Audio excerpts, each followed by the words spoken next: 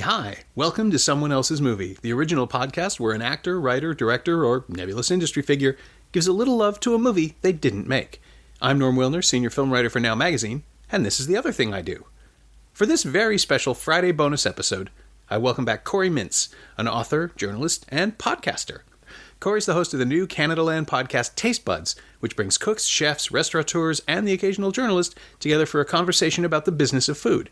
It's a great idea for a show, and I've been enjoying the episodes as they've dropped over these last few weeks. Corey picked Big Night, Stanley Tucci and Campbell Scott's wonderful, wonderful 1996 comedy drama starring Tucci and Tony Shalhoub as Italian brothers in 1950s New Jersey who jump at the chance to cook a celebratory feast for visiting celebrity Louis Prima, and, maybe boost the popularity of their struggling restaurant by doing so. Featuring a magnificent cast of character actors including Ian Holm, Minnie Driver, Isabella Rossellini, Liev Schreiber, and future Oscar winner Allison Janney, it's a character study, it's a period comedy, it's food porn, it's a perfectly calibrated drama, and it's kind of a tragedy that it's receded from the larger conversation. But if you know it, you love it. And your mouth is probably watering right now at the thought of that timpano. This is Someone Else's Movie. You suggested Mission Impossible. I said, is there maybe a movie with food in it? I didn't just suggest Mission Impossible. I pleaded with you. Yeah, but then you saw the last one. To talk about...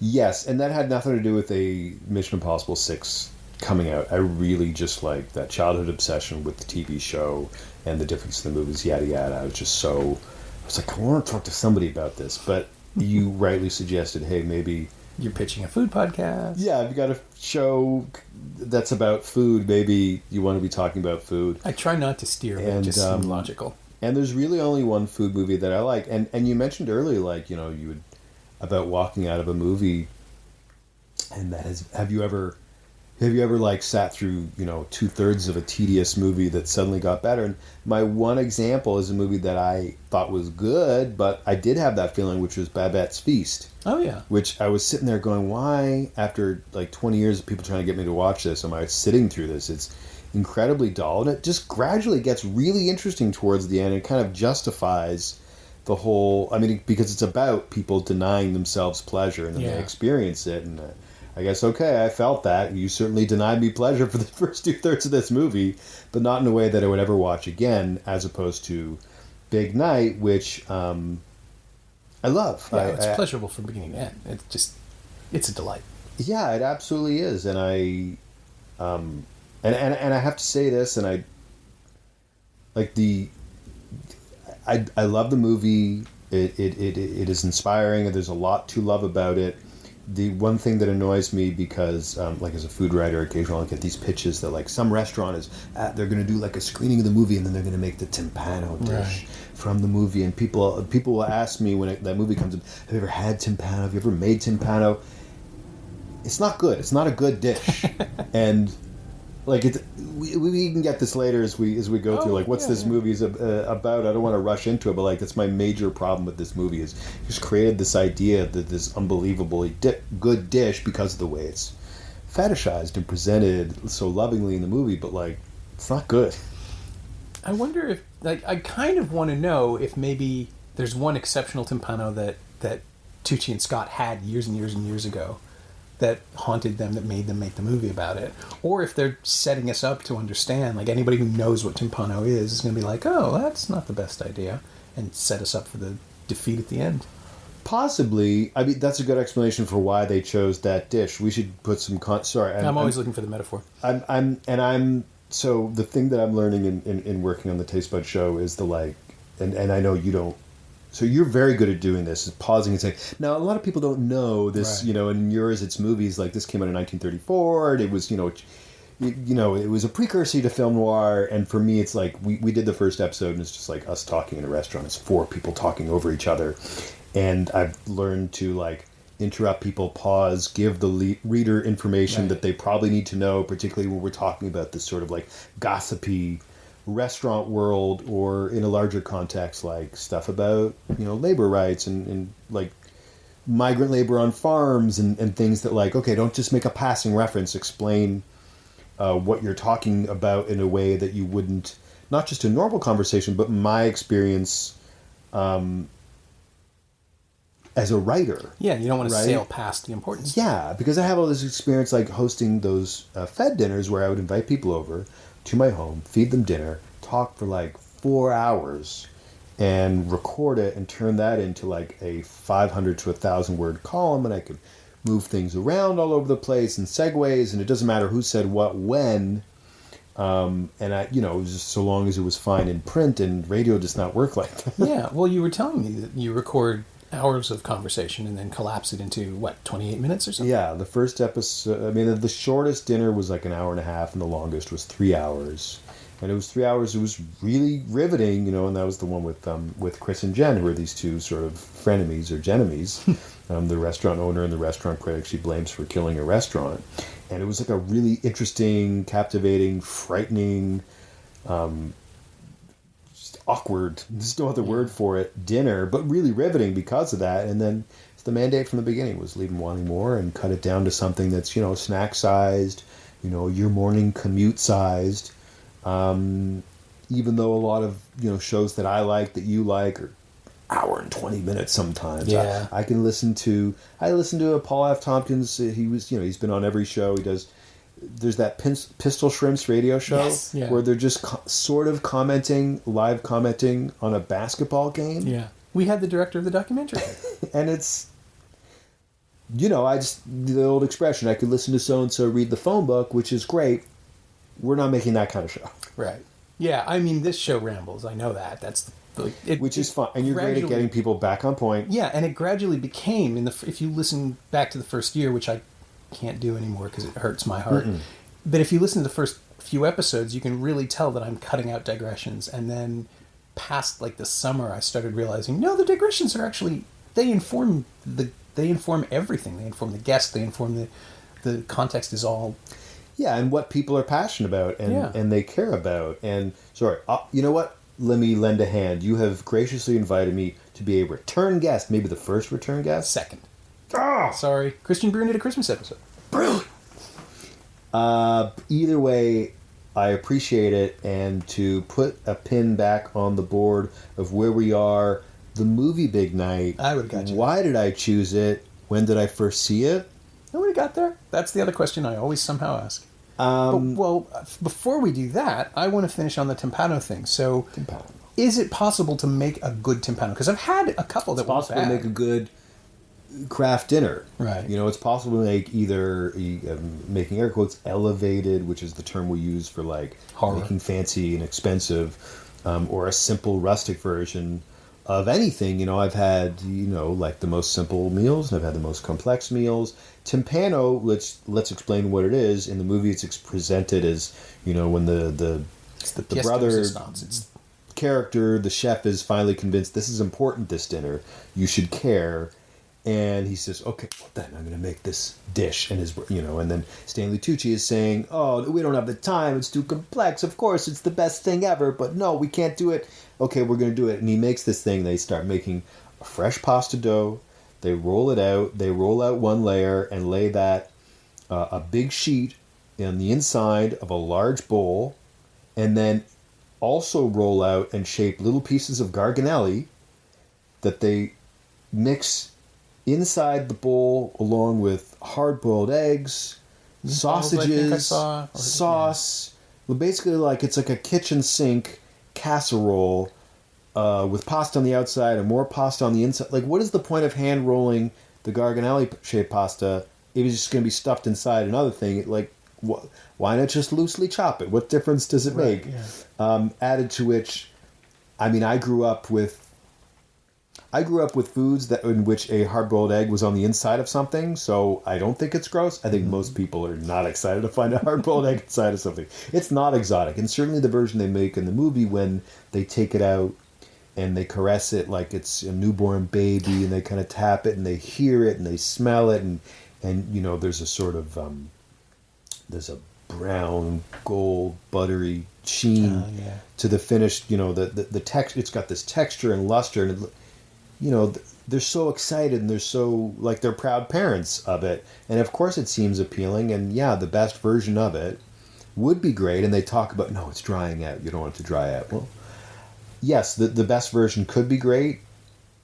Certainly, like just the same as, like I grew up on a meatloaf, which had a hard-boiled egg on the inside. Yep. And it also, because it was my father who learned to cook from his mother, and they were both terrible cooks, didn't know how to brown meats, didn't know about sauteing onions before you mix them in with something, so that they were like half-cooked onions that were still kind of acrid in the center of this thing. My grandmother's and approach. Pooled bits of what I now know to be kind of coagulated grayish blood on the little crevice. It was really awful, and I was like, well, meatloaf is terrible. And then as a teenager, I was at a friend's house, and he said, oh, we have meatloaf. Do you want some? I was like, oh, that's the worst thing ever. And he was like, you have Portuguese meatloaf? And I tasted this thing and realized that, and I now can understand that it had been braised in tomato sauce, and it was properly, they also know how to use salt. Right. And it didn't have, a hard egg in the center and half-cooked onions. I was like, oh, this can be delicious. And later in a restaurant, where I was a cook, I had someone make a meatloaf and then cut it into wedges and then fry it on the flat top and get the sides crispy. That would work. Oh. And, of course, anything can be simple. It can be complex. It can be delicious. And it can be, the food that I grew up with. That part is immaterial. I'm just saying the actual dish of the timpano on itself, the version they present and the love with which they present it, of course, sounds great. But the actual dish... and my wife, who all through this movie, who was not super into it, but when it got to the food, she's oohing and awing, and she can't wait. We're planning a trip to Italy, by the way. Yes, she's very excited. But when they sliced into that timpano, there's an insert shot, which is supposed to be a beauty shot, when they're pulling out a sort of cake wedge of it. She turns to me, she goes, "It doesn't look good at all." It needs to be dripping with sauce or something. It just felt like it looks dry in the movie. Yeah, and I think... The difference, I was going to say, the last time I saw Big Night with people, it was at a friend's house, and she insisted on making timpano, and it came with, a side, a giant bowl of fresh tomato sauce that we could add as we see fit. And I, having just watched the movie, it's like, oh, that's what's wrong. Yes. Because that was fantastic. Good for your friend. I love it. No hard-boiled eggs. I would absolutely... She's right. If I were serving that, I would cut it in slices, and as they were sliced, I would sauce each one with a bit of tomato sauce and then a fistful of Parmesan on top, right? And then it's going to be delicious, but like no more so than had you simply cooked pasta with sausage and tomato sauce. Like ultimately that's... and just offered it to people. Yeah. Well, we watched it last week. I've seen it several times, including I hosted a screening of this in a movie theater one time. Which one? The Toronto Underground Cinema. Oh, interesting. So it was a movie theater. So people always ask me, I don't know why I said that, like, I'm such a big shot. People come up to me on the street. They say, "Sir." It's the price you pay for being a media personality. So I used to write a column where I would invite people over to my house for dinner. I did 275 of them. And people sometimes ask me, who is your favorite guest? And I had some people who were in this city at least notable. My favorite guests of all times were there's three sweet bozos who were each I think they were 23, maybe 24, who had found an abandoned movie theater in Chinatown and convinced the landlord to let them rent it and operate it. And I had them over for dinner, and they were just the nicest, most naive nerds who obviously had no business experience, didn't know what they were doing. And it was so beautiful and infectious, their excitement for that thing. And of course they weren't talking about how to properly program and budget and salary and taxes and marketing. Instead they were just all the movies they wanted to show and combine. And I thought they were really wonderful and wanted to support them as much as I did. Obviously they ended up not being able to sustain it, and I wanted to have a screening there before they closed, and so I did a screening of Big Night, and I just invited friends, and I think I invited 25 or 30 people, and I made just a giant vat of some basic pasta, nothing complicated, but something pasta, maybe maybe some meat, maybe not, and like a ragu, and just served it to them. But like, hey, wouldn't it be nice to have a meal, a little Italian food in the theater while watching this movie? And it was really, it was terrific. And I didn't even watch the movie because I was going back and forth, and I was writing a column, and we were writing.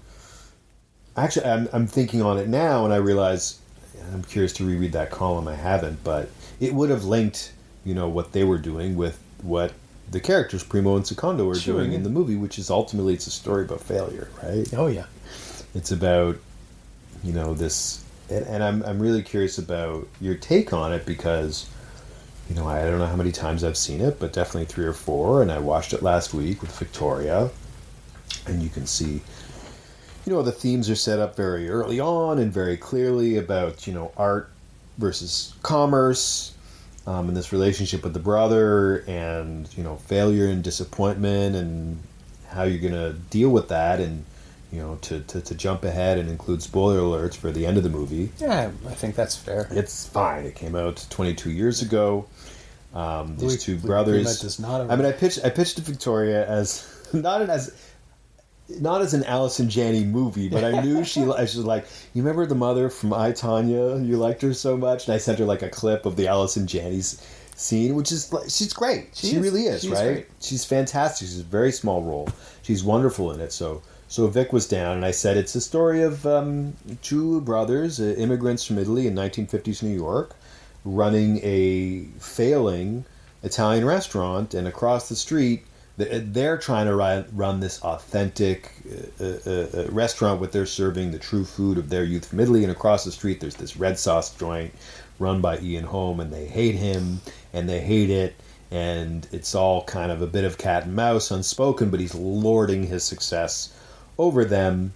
And, that's the story of the movie. The plot of the movie is that he tells them he's going to help them by getting his friend Louis Prima to come visit the restaurants, give him this big boost, and they're going to be popular, and they throw a big party for Louis Prima and spend their last dollar doing it, and it's an amazing experience, and not only does he not show, but he was never going to show. The Ian Holm character tricked them, not to punish Stanley Tucci for sleeping with his wife, which he was doing, but to break their backs in spirit so that Stanley Tucci and his brother would come work for him. At which Stanley Tucci tells him, you will never touch. My brother has artistry that you can never even imagine. And I'm paraphrasing here. He gives a much better speech. It's pretty close. But he basically tells him, my brother's an artist. And Ian Holm asks him the question, which is not answered in the movie. He says, and what are you? And this is the conflict that I don't really know. I love the ending of the movie. It's so good. And it still doesn't answer the question for me. We see these characters are now, they're brothers, they're together, they're divided. One is trying to he's trying to run a business, the other just wants to be an artist. One is trying to make all these compromises, the other doesn't want to compromise. What we ultimately see as we go into the third act, the Tony Shalhoub brother, he's disenchanted. He's calling his uncle in Rome. He's saying, I'm ready to leave, come back to Rome. You got a job for me. And the Stanley Tucci is like, we know he's willing to sell out on some level already, but by what he's, willing to lie to his brother, that's the initial deception. He's willing to lie to his girlfriend. But it is left with this question at the end of like, what are you? Which is particularly poignant to me given I've been having this conversation a lot lately about, I think a big problem in food media is the chef being presented as the artist and the restaurateur being represented as a business person, and really a lot of their skill and talent being invisible and not credited. Right. Which, of course, that's the problem, right? If it's done well, the restaurant is praised for its food and no one ever says, and the lighting's great. Sure. But the lighting's great. Yeah, and I wrote a whole 1,200-word article about restaurant lighting, and it was fascinating to me, even someone who appreciated lighting, to learn little bits, about how you dim the lights at sunset with the sunset, if you're doing it really right. Yeah. And no one should notice. Because you all notice when you're in a restaurant and suddenly it's like somebody just flicked out the lights. You go, oh, I was in the middle of an intimate conversation. But there's a line... There's a line about that in the movie. I'm trying to remember it now. There's something about. Oh, I can't remember it now. It's eluding me, but there's something that like kind of addresses the. I guess the idea that like he's not really. Oh, is it the thing about, is it the napkins and tablecloths or something like that? I remember there's a bit of that. I can't remember, but it comes out, the first scene in the movie, Stanley Tucci is like setting up the restaurant and he's straightening a chair here and there. And, I know this restaurateur I interviewed one time. He's got 1,000 staff. He has a thing, he trains people like, you take a string and you run it from one end of the restaurant to the end, and the tables should line up, and the chairs should line up, and the napkins should line up. Like, you should be that precise. And there is all manner of that going on that is like no less fastidious than, I knew someone who did a stage at the French Laundry, Thomas Keller's restaurant, and he told me like, you're only allowed to chop 4 chives at a time, because a 5th one, it would bruise the chives. And like, and maybe that's true, and maybe it's not, but that is exalted, whereas the other thing is looked at as being a micromanager. Yeah. Because, and this is the problem that recurs in restaurants is, this is part of the problem with the tipping model, is that essentially like one side of the business is seen as artistry and the other side is seen as mercenary. And so you get people coming and going because, at least in North America, it's different in Europe, I'm told. They're not seen and they're not treated as creative people, but they also earn twice as much as the cooks. Yeah. So there's a huge gap between them, and then the food media, which I'm guilty of this as well, promotes the chef as these creative geniuses, these artists, these rock stars, which in turn results in the chefs. Now I'm getting on my high horse again, exploiting the acolytes who come their way because they want to be artists and rock stars too. Yeah. Come bask in my genius and I will pay you almost nothing and you'll probably lose a thumb, but you get to bask in my genius. So some situations where they literally earn nothing.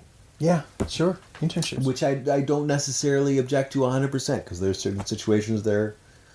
It's weird, right? Like there's a place for it, but everything has to line up in just the right way. You have to be able to finance it yourself. Like, it's the nature of privilege. It's the defining nature of the business that feeds on people's goodwill, right? If you're willing to put yourself in this situation, I will exploit the hell out of you, and you'll probably get something on your resume later. Yes. But it's... Well, the word exploit is worth dissecting, right? Because, like, I know a guy I used to cook with back when I was a cook at a fancy Italian restaurant. He now works at Noma. Okay. And so he's at the absolute top of the culinary food chain. And this guy, like, he's brilliant.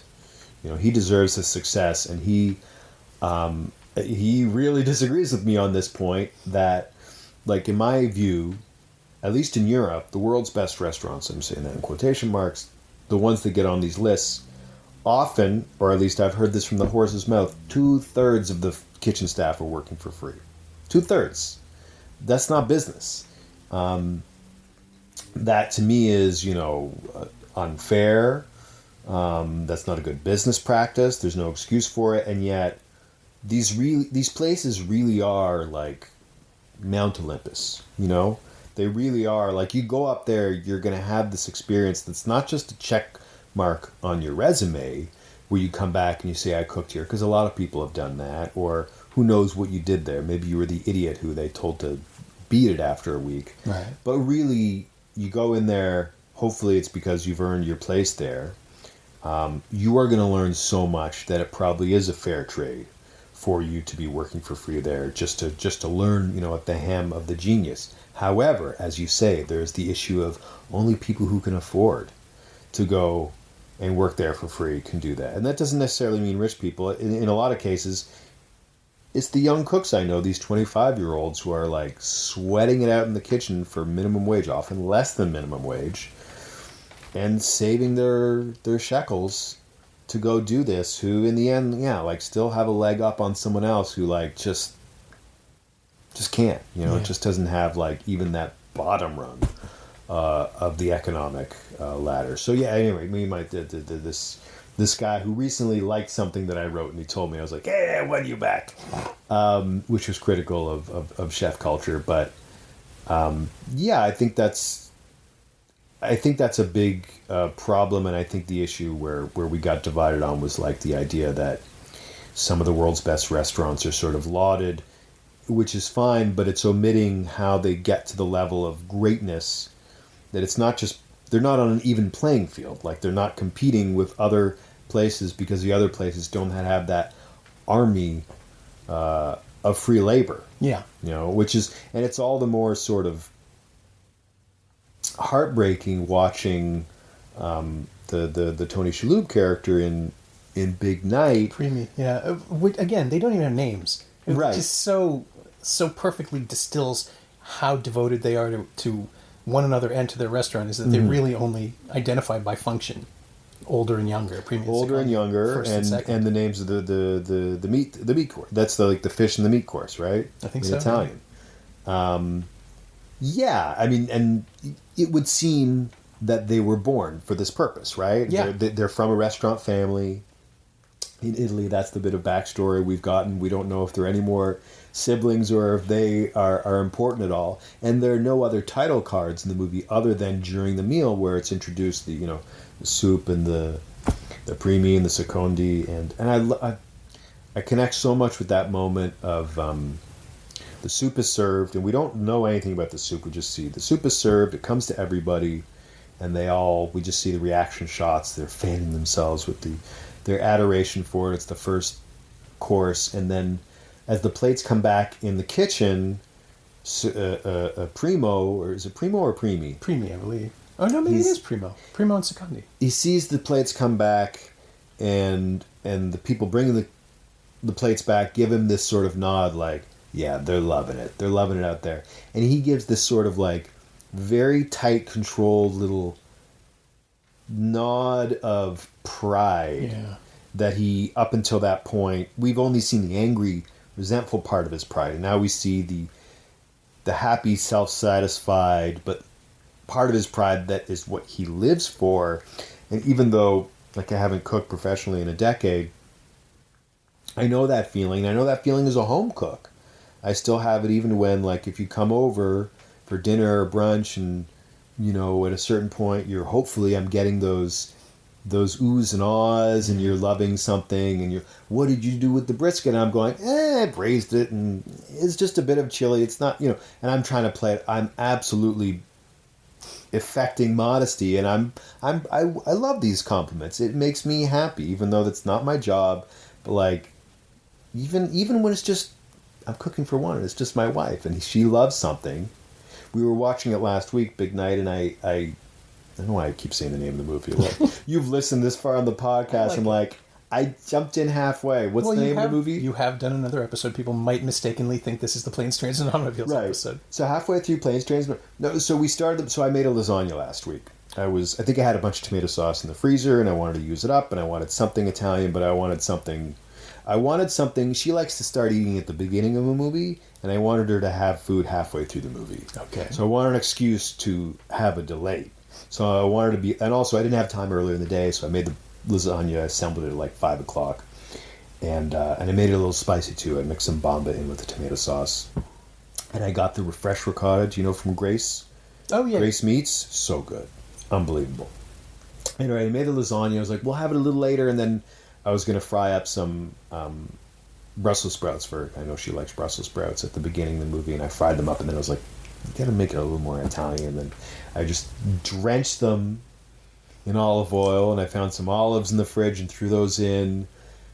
And I had some confit garlic, and I threw that in, and I had some caramelized onions, and I threw that in, and some pickled red peppers, and I threw that in, and it started to get very nice. And I did that thing where I tossed the pan and brought it for her to smell, and I brought it, and even just cooking for her, and that's one of my favorite things about marriage. It's like getting those oohs and ahs when she started eating. She's because I know the difference between like, thanks for making dinner, hun, and yeah, the actual like, I'm really enjoying food and being alive right now, and I want this moment to last because food is delicious, and when it's delicious, we want it forever. Yeah. Yeah, we want it to go on, and it can't go on. Well, it's that moment. Yeah, it's the moment in Big Night, which is one of my favorite moments in, I think, honestly, all of cinema, is just that beat where the woman starts to cry and says her mother was a terrible cook. And it captured something that when I saw it the first time anyway, in 1996, no other film had ever brought into focus for me, which is that the concept of a life-changing experience can simply be that sense that you've suddenly become aware of something else that you never could. Do you mean not only what you've become aware of it, but you've realized what you've been missing out on for so long? It's played for comedy, but that woman is experiencing a tragic moment where that's how I felt when I tasted my friend's Portuguese meatloaf. I was like, this is what it could have been. Yeah. And I told you this before we started rolling, but Stanley Tucci still owes me an interview for this. He stood me up. It was supposed to be him and Shalhoub together at TIFF, and he got delayed. I think in 1996? In 1996. I'm old. The statute of limitations might be up on that debt. And yet, hasn't happened yet, so I think I'm still owed.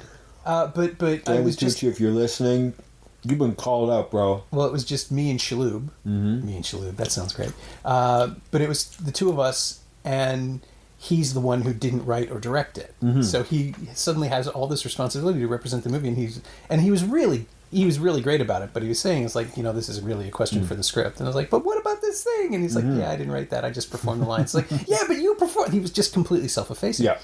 And there is a wisdom to the screenplay of Big Night that I attribute to actors who have spent their entire careers watching other people discover things and learn things and be things. And that's who Secondo is.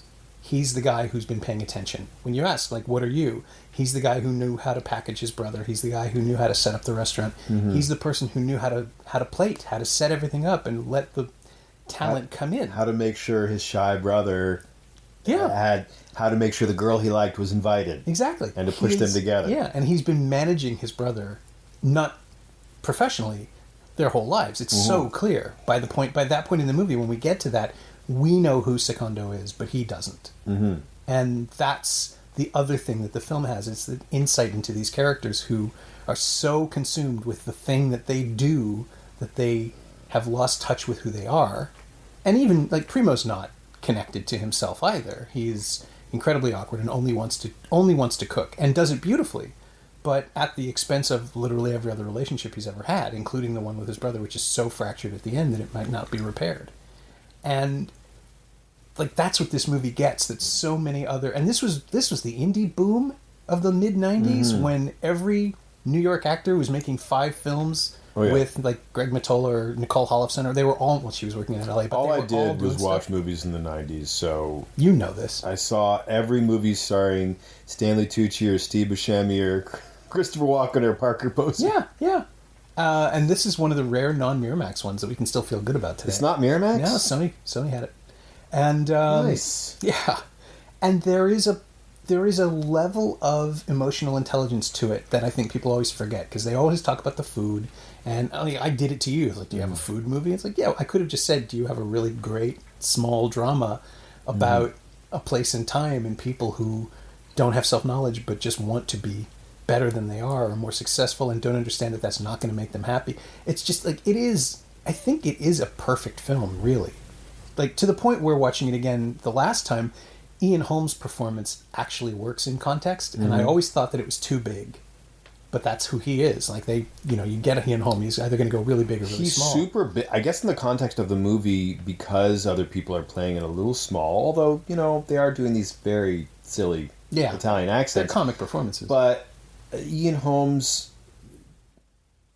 I've met people like him, like restaurateurs, and there are people who want to fade in the background, and the ones who just want to be the center, not even necessarily because they're egomaniacs or because they need attention, but because they've convinced themselves that their personality is what people come to the restaurant for. Yeah. Because I think the character's introduced, he's like lighting something on fire for a table, and they're all wowed, and it's schlocky, and then he comes over to Stanley Tucci, and he goes like, "Did you fucking fucking see that? What I just did? Yeah. And, like, he has to constantly be, like, he's the kind of guy who will laugh at his own jokes and has to relive his own successes so that everybody acknowledges it. Like, that's not too big at all. Yeah, and what occurred to me this time, for the first time for me anyway, was that he's leaning into his own stereotype. Like, he is playing up the Italian thing. Yeah. Because he's in this crappy seaside town or wherever they are in New York State, and that's how he was successful. Mm-hmm. Like, he's you know, the old line about how you dress the way you dress from the best year of your life, that's when your fashion sense becomes fixed. I think it's a Seinfeld line, which God help me, but I think it's also true. He is fixed in the personality that he was when he was first exposed to applause, which was successful with the Americans who wanted to eat or were willing to eat Italian food during that era, which is like, oh, this cartoony version of it. I just remembered the line, the artist versus commerce line. Told you you'd come back to it. That it's inescapable because it's almost like it makes you cry when Tony Shalhoub he's learning what's going on, and he says to his brother, you know, we shouldn't eat bells and whistles. They should come for the food. And Stanley Tucci says, yeah, but they don't. Yeah. And I've certainly seen that enough in in restaurants, in life, in writing, in journalism, for all these things. Yes, we should appreciate things for their integrity. But good luck if you're going to invest everything you've got in integrity. Yeah, it doesn't pay. I just keep wondering, you know, there was this piece on troll culture that's been really circulating online about how Don't Feed the Trolls is the worst thing we could have done because it just encourages them because they'll only get bigger if you don't, like, if they don't get the response they want. And it's like, yeah, everybody keeps waiting for the big pivot towards decency, but just like integrity, pivot to decency. It's never going to happen. The only thing you can do is be a good person on your own and just not try to influence anybody else through shaming, because that doesn't work. But you also can't, you know, you can say, like, everybody always brings up the whole, you're a film critic, you can destroy a movie. It's like, no, I can't. I can write a negative review, but people still go see Wolverine, X-Men Origins Wolverine, or whatever it was. It's like those movies. Did you write a bad review of X-Men Origins Wolverine? I did. That's why that movie tanked. Didn't make any more Wolverine movies after that. But you know, like, the harder thing is to convince people that I can't get people to go see good movies. Yes. That I spend all this effort writing about stuff that deserves. You don't care that much about trying to tear down something that you think is bad. Like, that thing will get its own just rewards. It doesn't really matter. The what you love is 7, whatever. It has to be a Transformers movie because that's my thing now, apparently. But no, you want to share with people things that are amazing. I had an amazing experience last night, by the way. I went to a restaurant. So I got this email from Chris Middlesmith, restaurant critic, and it was like an unedited series of notes about a Mexican restaurant. Okay. And it was like, clearly he had been twice, and he had all these, and so half of it was like stream of consciousness kind of babble with like really intricate descriptions of some dishes and some stuff, just like list of ingredients or like what sodas they carried. And I emailed a few friends. I was like, hey, we're going for dinner on Monday. I think Chris gave me this great tip, but he hasn't published this review yet or finished writing it. We should go. And I emailed him to say thanks. And he's like, oh, fuck, I meant to email that to myself. From another account, I said, well... As soon as you started describing it, it's like, draft folder. Yeah. Yeah. He said it auto-completed your name and it's sent to you. I said, I won't tell anyone, but I'm going to this restaurant. And I went to this restaurant. Unbelievable. Really? Unbelievable. So fantastic. Definitely the best Mexican meal I've had in Toronto. And a little space that was, I kid you not, the actual restaurant maybe like 180 square feet. Like where 3 tables. I think they do a bunch of catering. What part it's of up in like Jane and Lawrence. All right. Bigger kitchen in the back. They do a bunch of catering, but like we had an amazing meal. And it's been like 10 years since I was a critic, but I still remember the feeling of knowing, like, this review's about to come out, and I like, a critic can't open or close a restaurant any more than you can open or close a movie. Yep. But it's going to be great for her business. Like, it's a small business in a part of town that doesn't get written about a lot. It's going to be wonderful. She just opened a few months ago. We're talking to her. She opens at 5:30 every morning to serve like people doing shift work. Okay. It's an amazing restaurant, and she's working so hard. And she was like, we don't know a lot of white folks around here. How did you find out of us? And I said, yeah, a friend told me. She's like, how did your friend find out? And I said, well, it's just business to... And I wanted to tell her, like, oh, you've got such good news coming your way. Yeah. But I knew, like, that's not my place. Yeah. To tell her that. It is, he gets to make the call. Because I know what it's like to make the call to say, I need to get a few details about your hours and your address because I've written this nasty review of your restaurant. And it was always, I learned, like, just never tell them anything about that. Although I don't know that was the right way to go. I probably wouldn't do that again now. But that she was going to be getting this call, any day now it was so exciting to be close to that. Close to, like, she was about to get Louis Prima coming to her restaurant to bestow this thing on her and say, like, I'm going to tell everybody you're great and they should come eat here. And that feeling is so wonderful, particularly because, you see people struggling. Everybody who opens a restaurant, not everybody. Some people are jackasses with too much money who never should have, laced up their gloves in the first place. Yes, we've all read that Toronto Life story. I love that story. And I have communicated with that guy who wrote I never should have opened a restaurant. Yeah. And I squandered my kids' home, literally. Like, they sold their home for that restaurant. What a bozo.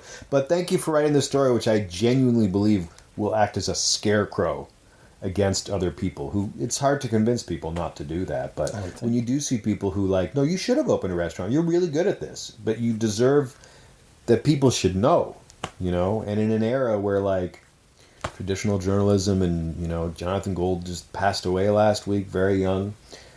People actually doing shoe leather reporting to tell other people, there's this great little Mexican place at Jane and Lawrence. There's this great little Italian restaurant.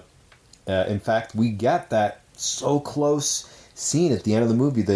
We realized one of the guys at the party taking photos is working for some newspaper that he tells him, look, I just came here to cover Louis Prima and I got no story.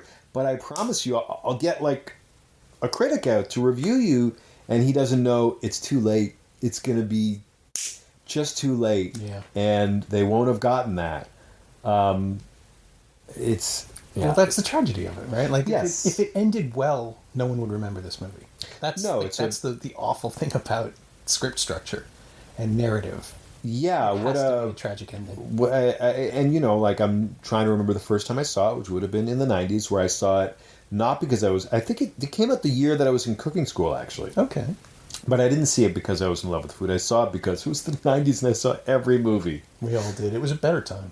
Let's agree that it was a different time. You could keep up. It was a better time. I mean, I could get on a plane with a knife. I don't know if that makes it any better. That's a good point. But, I remember being along with the story and feeling, of course, this great disappointment and anger, that Louis Prima hasn't showed up. Of course, now I understand story structure a bit better, and I'm like, of course it's more satisfying that things not work out, and I guess this brings us back to, I still haven't actually asked this question to you. What do you think becomes of the brothers, and what do you think they've learned at the end of the story? Honestly, who was it? It might even have been... Let's say it's Oscar Wilde. No, I think he said everything. Stephen King, I think. Okay. Was... no, of course it's Stephen King. It's the end of Stand By Me. Or The Body. It's the end of The Body. Where the characters all come up with other ways for the story to end. The story of the kid in the pie eating contest that ends with spectacular vomit on everybody. Each one of the kids who's hearing Gordy tell that story... The pie eating story or the body story? The pie eating story. It's within the short story, The Body. I think maybe it even made it into the movie. But each one of the kids has a different way of continuing the story, and they all want to know what happens next. And Gordy says, it's over. That's just where it ends. He says, I declare this contest... I think he says, I declare this contest over. It's a terrible last line. But the narrator, the protagonist of the story simply says, this is over. And that's the end of the story. And it's supposed to be the punchline. But all three of his audience, every one of his friends wants to know what happens next. Mm-hmm. And he can't give them an answer, and they all make their own thing up. Like the kid with the troubled home life says he goes home and he kills his dad, and like they're all just projecting. Mm-hmm. And I think ultimately, Gordy is right. It ends where it ends because that's where it has to end, and we can't know. But I want to think that, given the setting of the film, one of them goes back to Italy, one of them stays in America, and they never see each other again. And it's a greater tragedy. Like, so this you want restaurant, to see your emotional needs are for story resolution and structure and irony. And my needs are that it has to be worse. Not that you want people to be happy. Well, the point of the film, like the way it ends, is that they finally understand each other. Tony Shalhoub is defeated, and he goes back to Rome like he was planning on doing. Right. The question is, what does Secondo do? What does the Tucci do? I think he stays. I don't know what he does, but I think he stays. And I think because the film is set in the time that it is set in, where distance is an even greater divide, where there is no communication that is easy, I think that's the point. These two people who have lived together and been together for their entire lives, this is the last night. This is where it's over. I disagree with you because having spent time living with a primatologist who made me watch a bunch of videos of orangutans and capuchins and various apes, apes and monkeys, that the universal is physical act for is it reconciliation the phrase I'm looking for? But the omelet? It's the putting the arm around the shoulder. Right. Like animals do this to symbolize that they have forgiven each other for whatever squabble they have, which in the animal kingdom is pretty fucking primal. Oh, right? I see what you mean. No, I don't think that they are angry forever. I think they're just never going to see each other again. I think this is the thing that shatters their bond. Right. They will move apart, and maybe they will my brother, I love him, he's in Italy, but they finally understand each other. I absolutely agree. They've seen each other for who they really are, and it's not in a negative way. They finally understand who the other is. But this is the last time they'll be together. That's what makes it. Shalhoub's got to go back to Italy. He's crushed, and he doesn't have any reason to stay here. Yeah. Secondo likes America. He's going to stick around. Well, he's crushed. He's financially defeated. His relationship is squashed. He doesn't deserve another chance with his girlfriend. But he's going to go work for Ian Holm. He's either going to he'll be the front of the house. He may not do that. He may go work somewhere else. Well, ultimately, the dream of starting his own place. But he ultimately is prideful about wanting to be a business success. Yeah, and he also sees. I mean, he clearly sees Italy as a step back. Well, he says it early in the movie that you can be successful in Italy and it doesn't mean anything, or that you can't do anything. And I don't know enough about Italian politics post World War II to know what. But that's another thing, right? Think about where they're coming from. I've seen enough Rossellini films from that era to know that it's wreckage and misery. Well, maybe not misery. They seem to be pretty happy people, the two of them. Right. It hasn't been said how long they've been in America. Well, long enough that they haven't lost their accents. Long enough that they haven't. Well, plenty of people in this neighborhood now have been here for 40 years. I'm thinking they probably came over either right after the war or during, or before maybe, but 10 years earlier they came over. And this is who they are. Start working on our Big Night fan fiction about Better Call Primo. The wartime experiences they had working as spies for the OSS. I mean, who would you cast as a young Stanley Tucci? CGI. Tucci, yeah. CGI too. Stanley Tucci with the toupee. There's no young actor working today. But it's a weird place to come from, right? Because they're so fully formed. Jonah Hill. He's slimmed down now. Yeah, young Shalhoub, Jason Mantzoukas. I'm in. I mean, Jason Mantzoukas is in everything. He can play both brothers. I'm sold. But I think they really are so fully formed because Tucci and Campbell Scott know them so well. And we don't speak nearly enough when people talk about this movie. Nobody talks about Campbell Scott because he's got two scenes and he's being very silly and he's delightful. But he co-directed this fucker. He is part of this movie. And as much as Tucci's presence as an actor is important, Scott's sensibility as a visual filmmaker, because I've seen their second collaboration, The Imposters, which is not good. but shows you all the things that they did together, like all their strengths are put into a different focus in the follow-up. It's not a sequel, but that they shouldn't have ever made because it's very bad. Right. But it was the 90s. It was the 90s, and if you had it, like that was Fox Searchlight, still no Miramax, but they managed to talk another distributor and say, hey, we're actors, we make movies. Yeah, sure. But Campbell Scott, I think his inherent waspiness really works to show you where they are in 1950s New York, right? Yeah. Like that's him. Tucci can give you the cultural context for Primo and Secondo, or Primi and Secondo. I'm never going to get it right. He gives you the brothers, and Scott gives you the setting, and the collision of those two elements is what makes the movie so so perfect. It's a time capsule of a time that never really existed, but it's how everybody remembers it. It's how everybody wants to remember the 50s. There's no racism. There's no misery.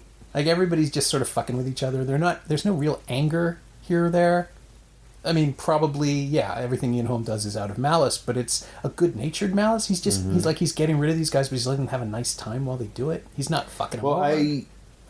I grew up, despite the fact that I grew up in the 80s, a period during which, they were just about to get into 60s nostalgia, but 50s nostalgia was still very big, and, the tent pole of that was Back to the Future. But I also grew up with a grandmother who described the 1950s as the worst time in memory. I think because she was more of a socialist, and she wanted to impart to me like how it was just the most repressive era, where one was really not free, even in Canada, to speak your mind politically.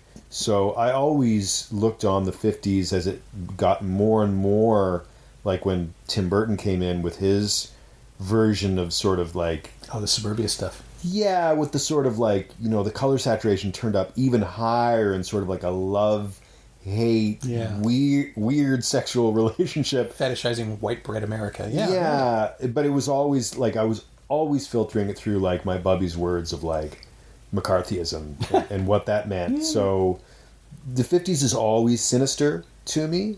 But Campbell Scott is great as the lollipop eating guy who's like, Italian food. I guess I'm up for something weird. Yeah. Who shows up and is like, his facial expressions are entirely appropriate. You're right. He's a good, not every man, because he doesn't represent us, the viewer. He represents like, what would the regular white middle class person who doesn't know anything about this say or feel at the time. Yeah.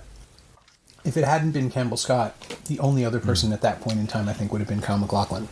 To just have that certain type of 50s... perfect white guy? 50s white bread guy, yeah. Someone who... But who, the minute you look at him, something about, I don't know, his jaw or his cheekbones and the cut of his suit tells you he's never experienced the authenticity. Like, it's He's also a guy selling Cadillacs, right? Sure. He's going to tell you what you want to hear. Tell me a time in a movie that a car salesman has been depicted as like a multi-dimensional character. Being. Yeah. Yeah, there's really the Robin Williams movie, and that's it. And he's not genuine. Cadillac Man? Yeah, that's the only other example. I mean, I hate to say, like, let's all be sympathetic for used people who sell cars. They're underrepresented. They're maligned in media. I have no idea. I've never bought a car. There must be decent ones out there somewhere. That's all you can think of. But the stereotype is just so ingrained. And that, the minute you see Scott, you know he's disreputable because there's just something about him. He's selling cars. Selling cars is shorthand for that, and it's convenient because it's two-way street, because shopping for a Cadillac is shorthand for Tucci's aspiration, exactly. For a symbol of the dreams that are, at least for present, beyond his reach. Not forever. He's an ambitious guy, and he's probably going to be willing to learn from this horrible experience, and he will have that Cadillac, but we won't be able to share it with his brother like he wanted. Oh, it's so sad. And his brother wouldn't have appreciated it anyway, which is the thing he finally learns. Like, the whole point of Big Night is understanding that what is important to one is not important to the other. And that's something that, I've worked with people over the years who just don't get it. Like, it's what we were talking about bullying and the understanding of other human beings. I do think that empathy is something that not everyone has, and you sometimes have to learn it. And sometimes the best thing you can do for someone is say, I don't want what you want. Like, your priorities are not my priorities. And that can be in a personal relationship, that can be in a work relationship, that can be in a casual interaction with a barista or whatever. You just, that moment of stepping back and realizing that they don't want the same thing is the thing that in Big Night has never happened for these two people. And finally it does. And because this is a movie and it's dramatic, that's the catharsis for the end of everything. Even if it's only the end of their restaurant and their professional relationship. We're here because this is the end of the thing. That's why we're watching this story. And I figured that out around the point in time when I started thinking, well, who would they get to play Louis Prima? Oh, he's not coming. And that made it work for me. And I was okay with it. Like, I was braced for it. But if you watch it a second time or third time with this knowledge that it's not going to work out, it's a richer film. I mean, when I first saw it, I just, during the movie, I was like, so what, is it going to be somebody like playing Louis Prima, which I thought, that's fine. I don't know what Louis Prima looks exactly. like. Yeah, but I was just like, something about the whole cut of the film just prepped me to figure out that it wasn't going to work. But you summarized it in a way that, like, I could grasp those things, but I don't think I could have put it as well. And that's why I like talking to you about movies. I always learn something that I wasn't seeing or understanding. But you're right. It's not just about the difference between these two people, but the rare occurrence of them understanding the difference, and that they cannot pursue the same goals, and that it won't make each other happy, which is that's a real tragedy, especially when you think that, imagining they don't have any other siblings, that they have been the closest of friends and partners and brothers and collaborators for their whole lives, and they appear to be about 40. Yeah. So that's especially sad. Yeah. But over the course of the movie, we are led to understand why it's okay, too. Like, we get to see how they're not great for each other. We get to see how they don't listen. We get to see all the little flaws, personality and behavioral, that have built up over the years. It's a great film because it understands. And in the end, it's okay with it too. Like, the movie, that sequence at the end, that incredible unbroken shot, single take, absolutely no dialogue, of just people in a kitchen existing together and enjoying this moment because it's something they can all agree on. It's like you get the resentment, you get the forgiveness, you get the absolution, and at the end, it doesn't matter if they ever see each other again because they understand each other. And that's what happens. I know I'm going to dig a grave for this one, but that's what happens when actors get to make a movie because they've spent all their time thinking about nothing else. Like, thinking about, how would I feel? What is this person doing? Why are they doing it? And it's the thing that filmmakers who've never acted miss sometimes. It's the arguments. It's the internal fighting over what a character would or wouldn't do. All these little questions that actors have to solve for themselves before they ever step on a set. That's how this film was written. And so you get this perfect emotional engine. Well, I mean, the fact that he's planned out and he's rehearsed and he's performed, that he would, like, crack the egg, whisk it a bit, and then have a towel be in his way and move that, and then whisk it a bit more in a way that, like, you're not just casually improvising. This is... Oh, no. Especially if it's a single take. They must have planned that down to the second. Yeah. But they also know why they're doing it. Yeah, it's really, and, I didn't get this when I think the first time I saw it, but the fact that he is, so to set this up for the listener who for some reason either, like, never saw the movie or has seen it and, like, oh, I'll just listen to the episode, but, like, maybe you haven't seen it because in a while, because it came out 22 years ago. It's kind of hard to find, too. That, after this, like, this night they had all this promise and it didn't work out, and they had this final tear down fight between them, and they've lost everything. The next morning, Tucci wanders hungover into the kitchen, finds one of his employees sleeping on the counter. Mark Anthony, Mr. Jennifer who married Lopez. Somebody, J-Lo? Yeah. Okay. He's very good in this movie. I think they were together at the time, and it was a big deal that he could act. Oh, really? Whereas I didn't know any of this and just watched the movie and thought, oh, that I thought he was good. Rami Malek. He would be now. I was like, that's the guy from the Pacific. Yeah, Mr. Robot. fellow. Also in that. Currently Mr. Robot. But the Tooch comes in, he's hungover, and he starts making... He will only ever be the Tooch to you. Pardon? He will only ever be the Tooch to you. The Tooch, he's an institution, this man. He makes scrambled eggs. He just cracks some eggs, he whisks them while he's heating up a pan on the stove, pours in olive oil, not butter, because they're Italian. Still how I do it. Stirs it with a wooden flat spoon, very casually, moves around the kitchen setting up the plates while it's still cooking, has the very casual confidence and grace of a person who's made scrambled eggs 1,000 times, doesn't need to watch them, knows exactly how long they take. Turns the heat off, lets the residual pan of it, and this is not being CG'd or with wires or anything, he's cooking on set. Comes around, sets up a couple plates, one for him, one for the employee, tears up a couple crusts of bread, he sits down, and then Tony Shalhoub comes in without even looking, goes, grabs a plate. He's left a third in the pan. He's saved a portion for his brother, which I didn't click when I first saw it. I thought, there's just more in the pan. There's just plenty. No. He saved a third. Yeah, this guy's too fastidious to have done this accidentally. Yeah. He knows. He knows not only that his brother will come, that he'll be hungry, that whatever will happen, the guy deserves some eggs.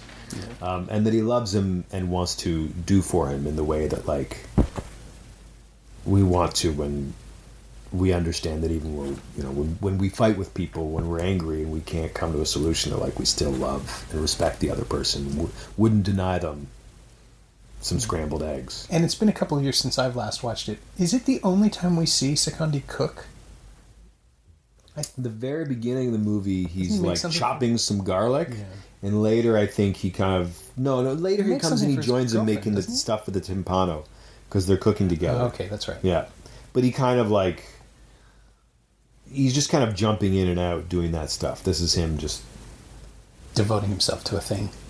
Yeah, and it's so to jump ahead of the Semcast's final question. What, if anything? Do it. You know where we're going. Well, as a nebulous industry figure, because I was thinking about this, what do I take from my work and from this movie? And obviously, I've never created anything this perfect, but it's the faith of ending on the small moment.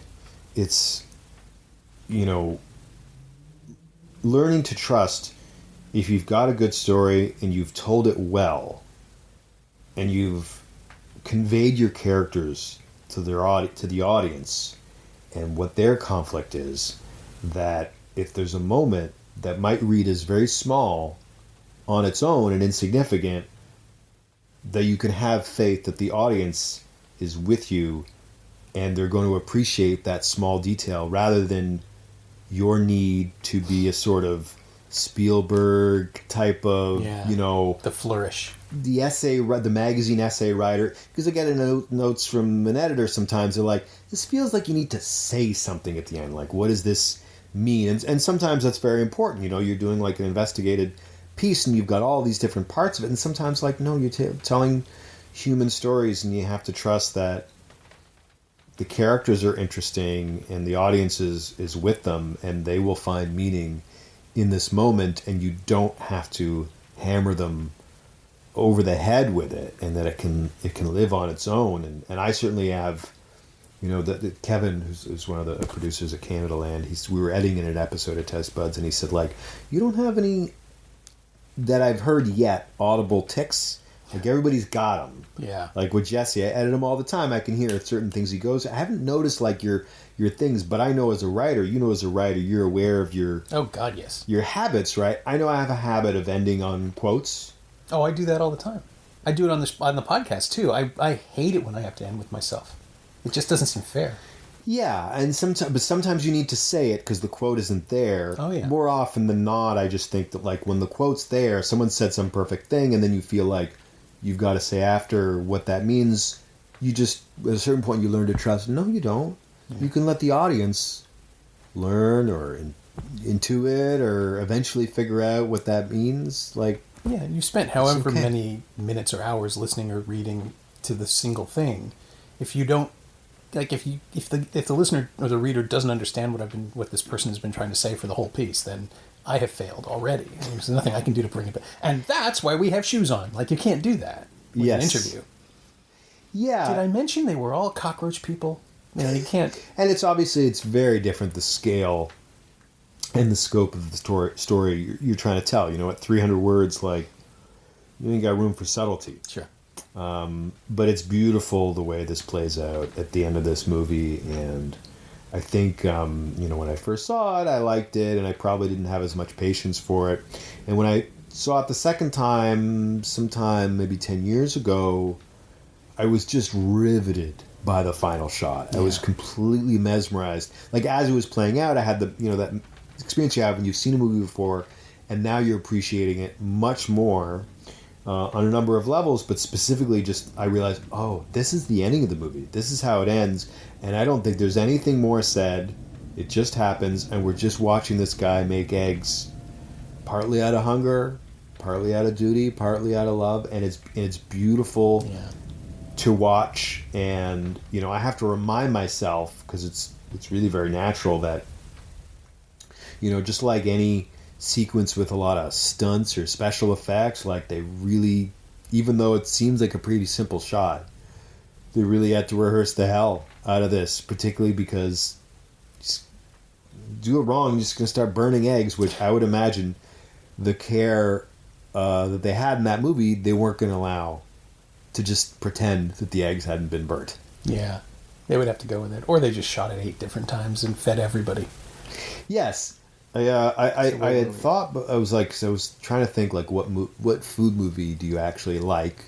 Because, there's sort of, it's not like it's a genre. It's just every once in a while somebody makes a movie about food, and usually it's something like Burnt that everyone just piles on, for hating. But well, my problem with Burnt, and I don't have any problem with the pile-on.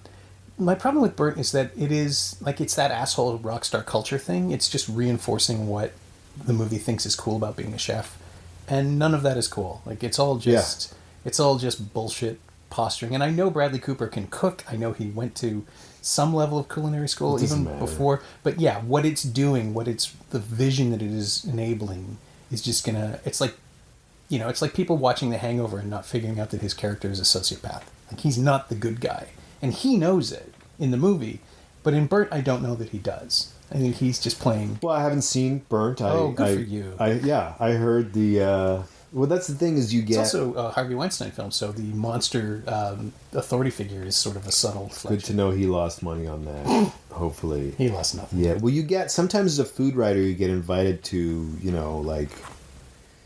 The trip to Italy, or, Burnt, or Chef. I did go to a screening of Chef, but, like... You get these sort of, like, they're hoping to get some press from food people, and they're all, I feel like, everyone's trying, this is a bit of a generalization, every once in a while someone tries to make a movie about food that is trying to capture something that is essential about food, and they usually fail, either because, as you say, they are falling into that horrible trap of chefs are the new rock stars, and and like all the bullshit that entails, or trying to be too twee and sweet and be all about the the ephemeral magical moment of tasting something. Oh, that was the Aishwarya Rai movie, The Mistress of Spices, which is just... Mistress of Spices. No, Mistress. Oh, the Mistress of Spices. She herself is the Mistress of Spices, and there's a scene in the film where,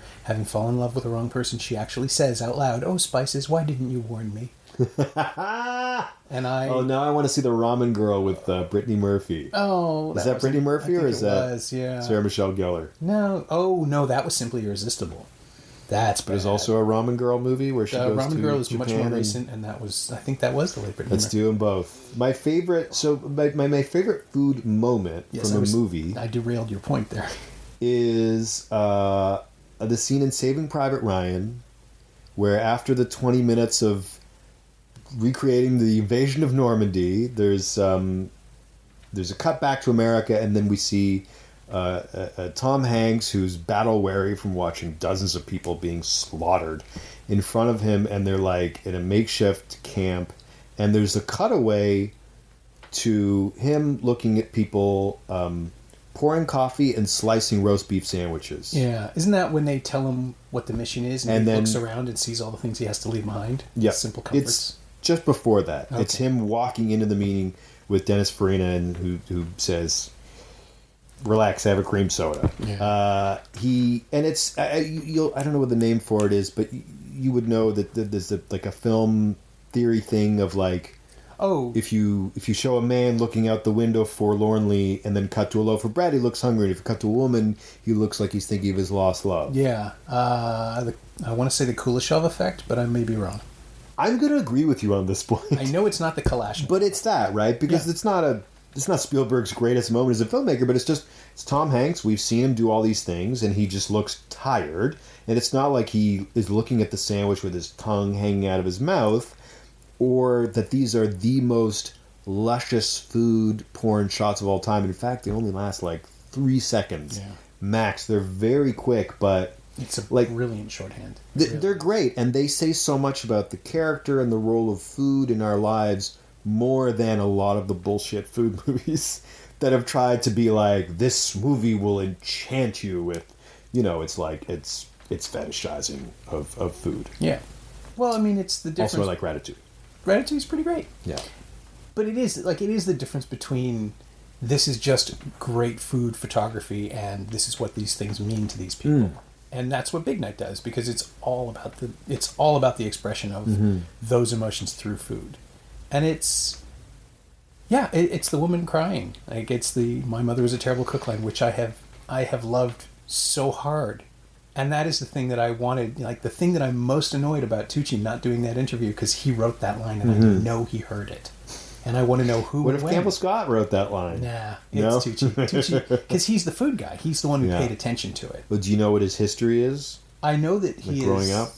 No, I don't know anything about him really. Like, he's fully formed in my mind as Stanley Tucci, and I knew who he was before Big Night.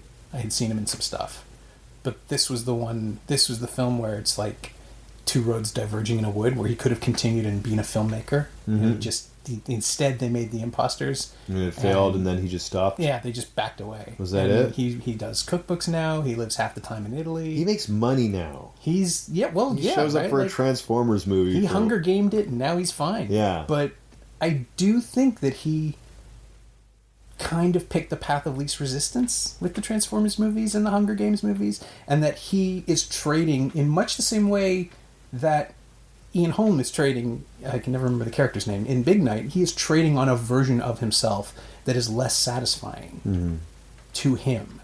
And I know he's probably very happy with his relationships and with his friends and with eating at great restaurants, but I would love to see him express himself creatively again in this fashion, because he does have a talent. It's interesting that I hadn't actually considered until now the artist who made this movie, the Tucci, and his own conflict with art versus commerce. Yeah. Thank you for bringing it up. It's clearly part because of it. In general, like, hey, go make money, people. Like, it's not my job to police anyone's artistic credibility. But he did make a movie about it, right? Yeah. Oh, so absolutely. He certainly had some strong feelings about this in 95, 96, or probably like 5 years leading up to it, that he labored over the script. Yeah, these things got the funding and all this thing. Out. And I have no idea how it played out in terms of the funding for the next movie and how much work that was and the disappointment and all these things.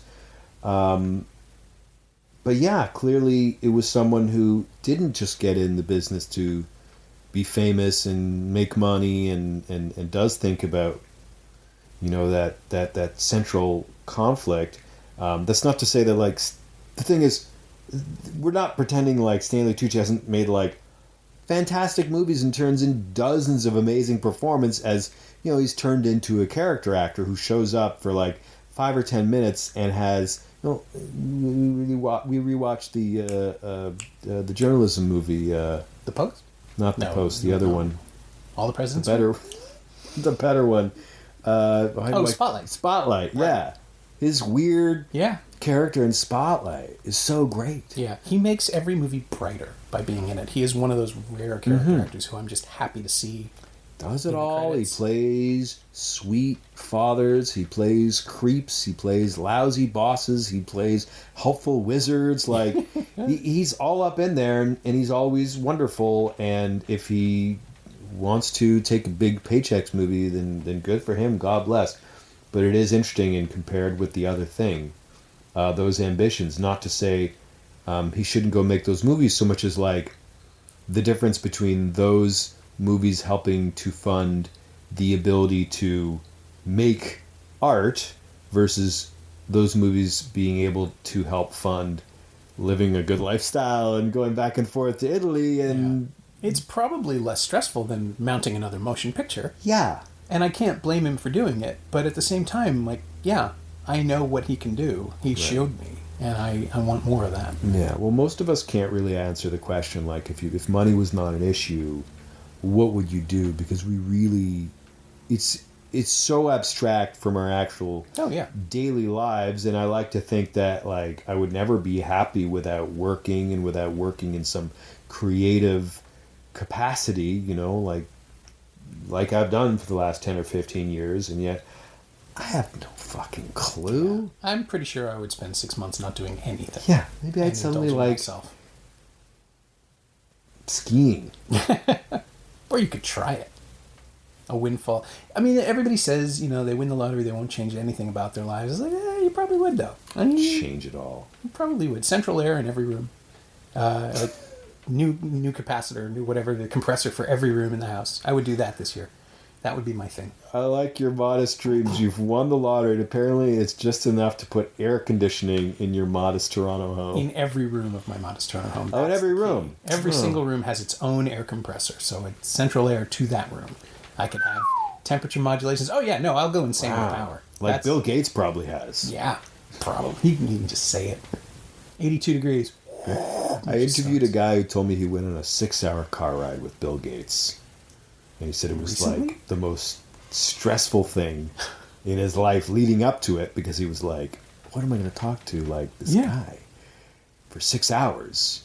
And tentacle porn? Like, what are they? No, he said it was great. Like, he's a super smart guy who you can't hope to really keep up with on every level, but then in the end, where you're in your long car ride, and they were going through like Africa or Australia or somewhere, but in the end, like on a long car ride, you just end up talking about like your kids and sports teams and your favorite albums and like things that are not so highbrow. Yeah, that's as it should be, I think. Yeah, it's human. I never got to ask this follow-up, but like, why was it just the two of you? Why didn't he have... Doesn't he have a driver? People with... Factotum. Yeah. Like, how is there not a team of people with Bill Gates? Well, they were in the car behind them, obviously. With the sniper scopes, just making sure. Right. Sorry, they had to have been. A billionaire does not go anywhere without security, period. One assumes. Yeah, and there helicopter? Well, this guy works for the Gates Foundation, and they were probably going through some developing area. So there's a built-in safety warning. Yeah. That they would have been the middle car in a caravan. Now that I'm thinking about it, right? There's no way they're just driving around the middle of nowhere. That's the opening of a Transformers movie. The world's richest man. Autobots assemble. That's the funny thing. In fiction, there's no such thing as a good billionaire, right? That's true. For Daddy Warbucks, I guess, and Willy Wonka. But Daddy Warbucks made all the money from the war, and Willy Wonka made all the money from the fructose. Yeah, Willy Wonka's not a great guy. No, that's why they had to change the laws. Right. Sorry, that was not a novel. But it was food related, so it gets us out. Sure. That's actually a pretty good button. Is it? Yeah. I feel bad because I'm like, the 1,000th idiot to point out that Willy Wonka was a bad guy. Yeah, that's been covered, by the way. My thanks to Corey Mintz, whose new podcast, Taste Buds, is still a couple of episodes away from the end of its first season. You can find it at Canadaland.com or get it by searching for Taste Buds, 2 words, on your podcast app of choice. You can follow Corey on Twitter at Corey Mintz, all one word, and while Big Night is currently out of print on disc, it's available on iTunes and Google Play and Amazon in a new HD transfer. So, get on that, Twilight Time. Also, fun fact, Stanley Tucci has subsequently directed 3 features on his own. The latest one is called Final Portrait. It just came out in Toronto like a month or 2 ago, and I totally forgot about it. Tony Shalhoub is in it and everything. Anyway, that's on me.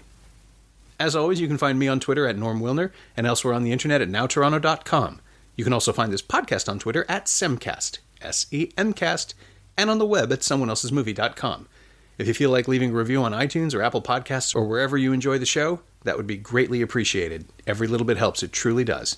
Thanks for your support, and thanks for listening.